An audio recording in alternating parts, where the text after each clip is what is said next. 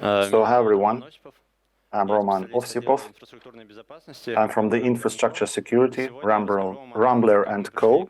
I'm going to speak about the Vault solution, how we came up with Vault, and what we actually faced as we were unveiling that solution and we were deploying it. Some information about Rambler & Co. It's number one among all of the media holdings in Russia. It accounts for more than 50 million people. We have a few hundred of teams and projects, and they've been all deployed on more than 5,000 hosts, and they use authentication data to get access to resources. If you mishandle that, it can lead to very aggravated consequences. So we had a very acute task of creating a centralized storage of such data with a very flexible and safe management system, so that they would be positioned on our servers and not in the cloud.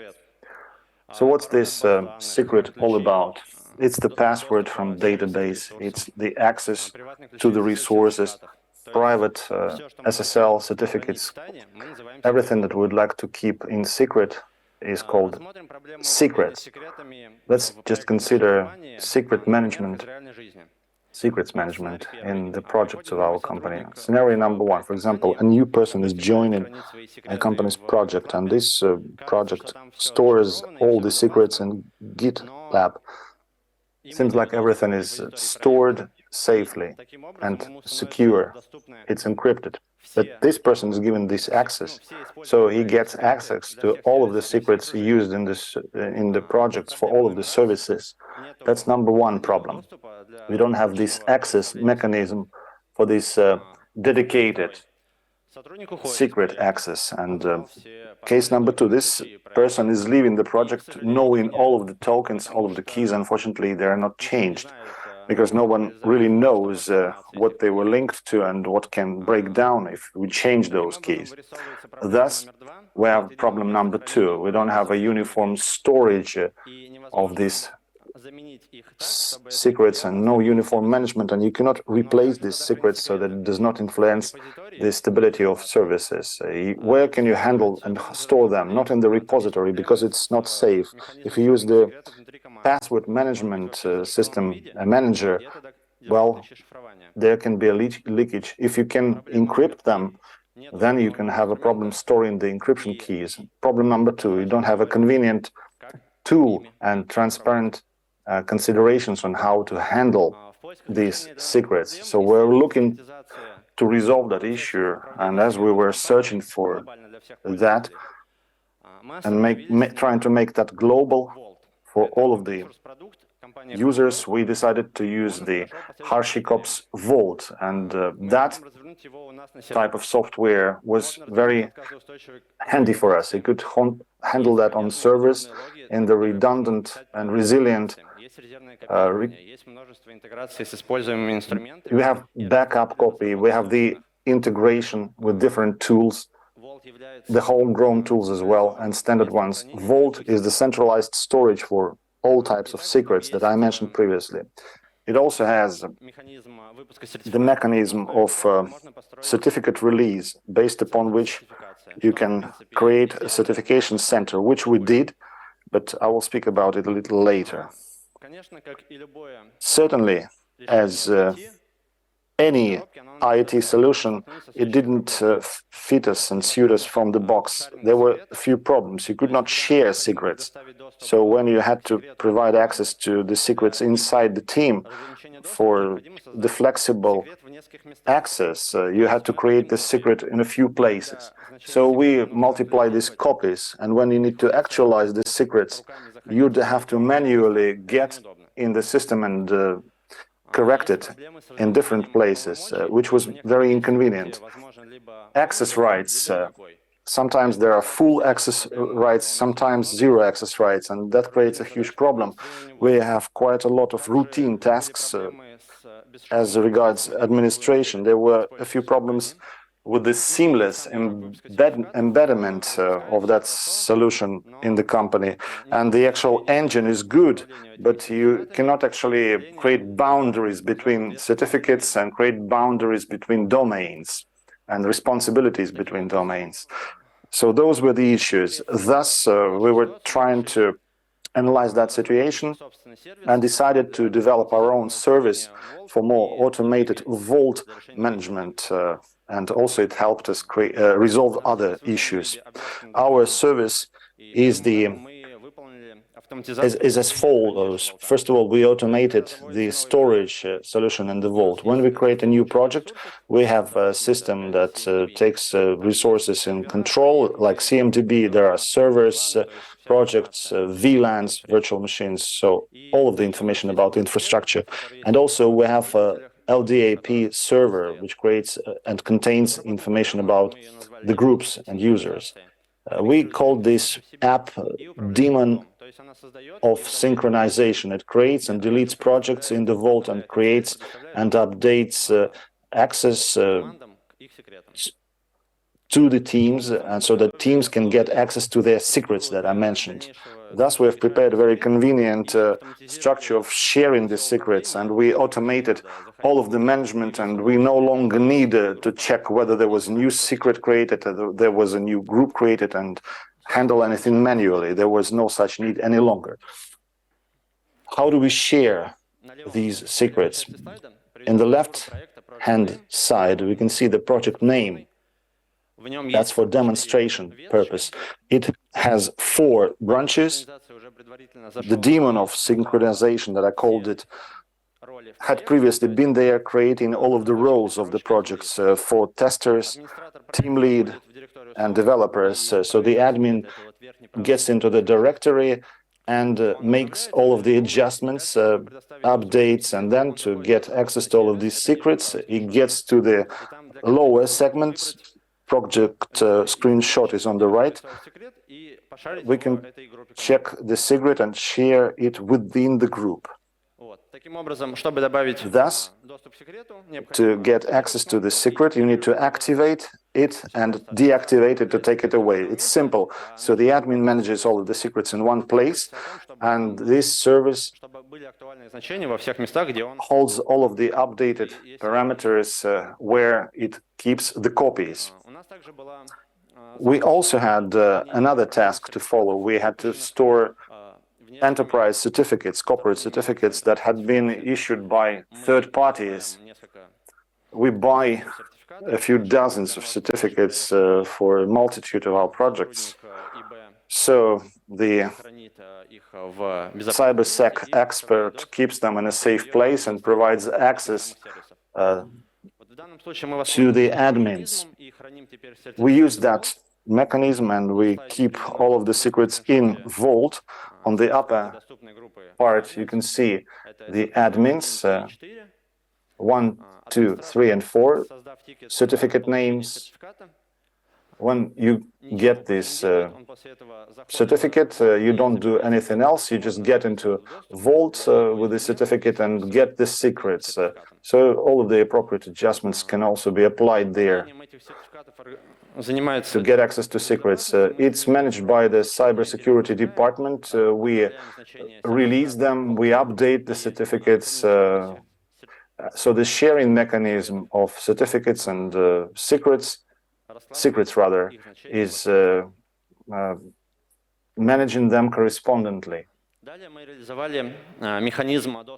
Then we created this mechanism to get access to services secrets. There was some problem about delegation. So to get access there, we use the app role mechanism. So if we use the login and the password to get access to the secrets to any automation solutions, but you need to create policies and roles in Vault.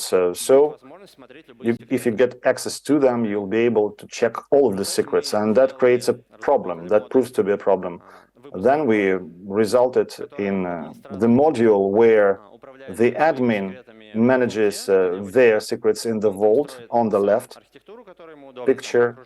they create their own architecture regardless of the groups. We do not link anything to the groups, but in order to uproll it, you can check it on the right-hand side on that screenshot. There's the structure of all of the secrets where you can drill down, where you can show which paths to secrets are available. So the admins manage their secrets, they release uprolls, and we only just make adjustments that are convenient for all of the users. As I said, we had to create PKI. In the Vault, we had few requirements to PKI, and we did not find an appropriate solution in the first place. One of them was regarding this PKI, taken into account the role model in the company. So we didn't have it in the first place, and it resulted in our own homegrown solution of the PKI. Thus, we released the boundaries between these access rights, and we divided the responsibility for domains. So the basic function of the engine did not provide such functions. Nowadays we have it. All of the secrets are put in the Vault, and we have a very convenient interface to get access to them. And this is what it looks like. Hold on a second. This is what it looks like. Here is the list of the server certificates with their status, and you can also manage them here. What I mean managing here, looking through them, releasing them, updating them, and deleting the certificates from the storage. As we recall this certificate, we can immediately delete it without checking the Vault. So the admin has access to only those secrets that are related to their projects and not somebody else's. And you can as well check their status, which is very convenient. If you check the status of the certificate, you can see this whole status, and there are a few very convenient management tools of the certificate. You can recall the compromised certificate, and you can update the certificate if necessary. All of the fields in the certificate will be automatically filled. In the summary, I would like to mention, as bullet points, what did we manage to achieve in Vault? First of all, we provided very safe storage of all of the secrets for the users with a very flexible mechanism of access to the secrets. We automated the structure of storage of routine tasks, and we structured these routine tasks. This automation really helped a lot in the automation of the routine tasks. As well as that, we have created very convenient and functional PKI to manage the corporate certificates, and we created the uniform monitoring control point where we have created quite a lot of alerts to monitor suspicious activities, so we can check and verify who and how got access to the secrets and who changed them. We also created the convenient and safe process of managing the secrets in the company, so that we release the mechanisms of control of which IP address really contacted the required secrets, and we protected sending the secrets through the unsafe information channels. That's the story. And Alan Kay actually quote, and I quote, approximately, simple things should remain simple, and difficult things should become possible. So if we would like to do something difficult, we try to make it possible and also convenient. And thank you very much for your attention. Do you have any questions, by the way? Thank you for your presentation. So you said this mic is very low. Now it's that's fine.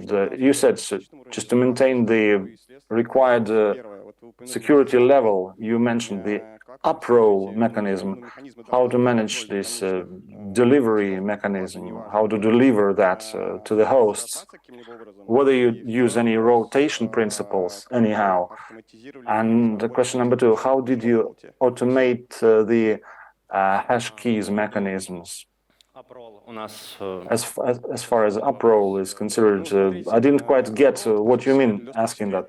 Uproll is actually access to the secret. If you have a static uproll and if you store the uproll openly, this creates a breach. If you know the uproll, you can get access to all of the secrets. Actually, the uproll is about the policies which provides access to the secrets. It has unlimited access.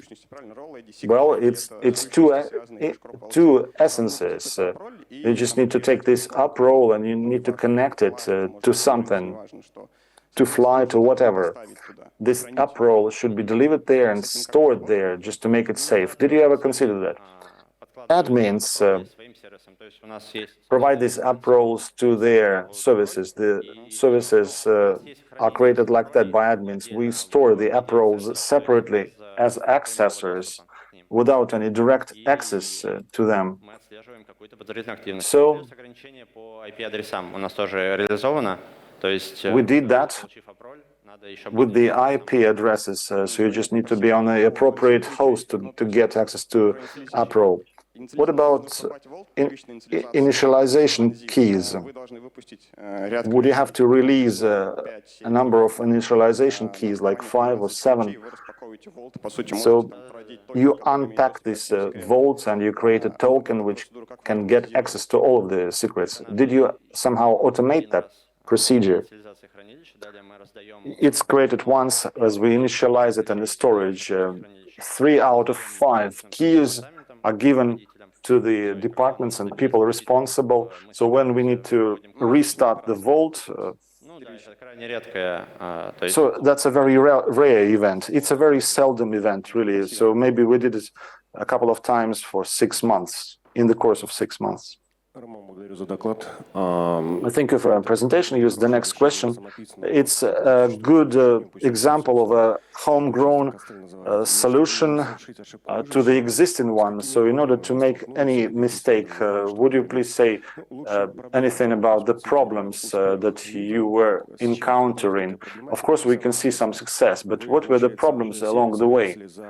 And it seems like that you put this service outside the boundaries of the solution. So if we took that as a package solution, there would be certain requirements.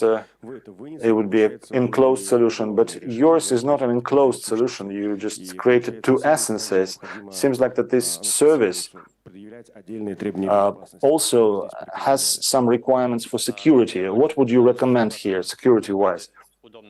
Answer. First of all, if we develop something like this, we just need to take care about security. With every release, we audit the security. We have a pin test of the service. We think about the problems. So I guess the biggest problem was actually creating the whole role of the company to make sure how people use the secrets to make it suitable for everyone. The only problem here would be actually understanding your own role model. Which IDM did you use there? We have some processes to use this IDM. IDM would be a very neat solution to cope with this service, to get access to this service. Thank you. Спасибо за доклад. Вопрос простой. Thanks for presentation. A simple question here. You have a list of certificates, and these certificates go obsolete.